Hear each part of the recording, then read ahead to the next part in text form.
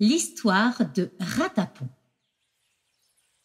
Il y avait une fois un petit lapin gris qui demeurait avec sa maman dans un joli petit nid sous l'herbe longue. Il s'appelait Ratapon et sa maman s'appelait Marion Courtequeux. Tous les matins, quand Marion Courtequeux allait chercher son déjeuner, elle disait à son fils : « À présent, Ratapon, couche-toi bien tranquille et ne fais pas de bruit. Quoi que ce soit que tu vois, quoi que ce soit que tu entendes, ne bouge pas. Rappelle-toi que tu n'es qu'un bébé lapin et reste caché. » Et Ratapon disait : « Oui, maman. »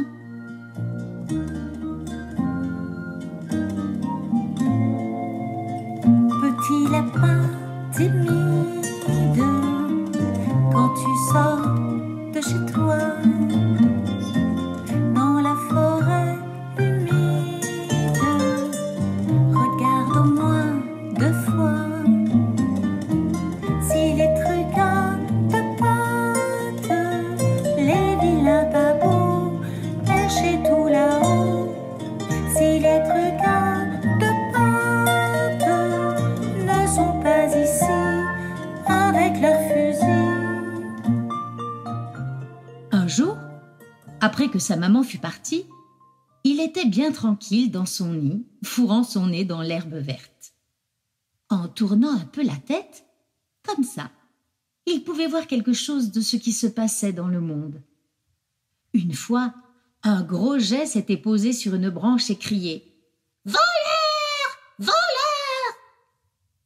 Mais Ratapon ne bougea ni pied ni patte. Il resta tranquille.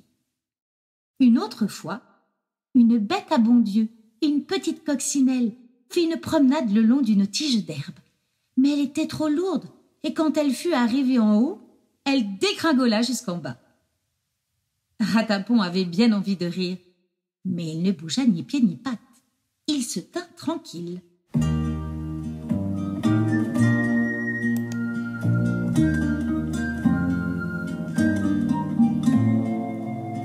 Petit lapin timide, surtout regarde bien, dans la forêt humide, il y en a plein, il y en a plein, des bestioles féroces qui fouillent les coins où il y a des lapins, des bestioles féroces qui pensent qu'à manger.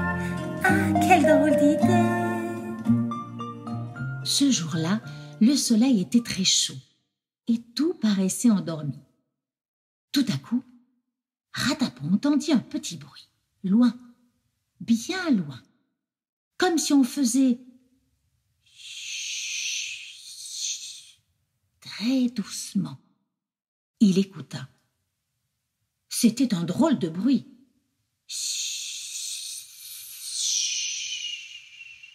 Quelquefois plus faible, puis plus rapproché. C'est intéressant, Pensa Ratapon. qu'est-ce que ça peut bien être? C'est comme si quelqu'un s'approchait. Mais d'ordinaire, quand on s'approche, j'entendais pas. Et ici, je n'entends que chuch. Qu'est-ce qui peut bien être là? Le bruit devenait plus fort. Pour le coup, Ratapon oublia les ordres de sa maman et se dressa sur ses pattes de derrière. Le bruit s'arrêta. « Ah !» dit Ratapon. « Je ne suis plus un bébé, j'ai 3 semaines. Je veux savoir ce que c'est. » Il avança la tête hors du nid et regarda, droit dans les yeux d'un gros vilain serpent.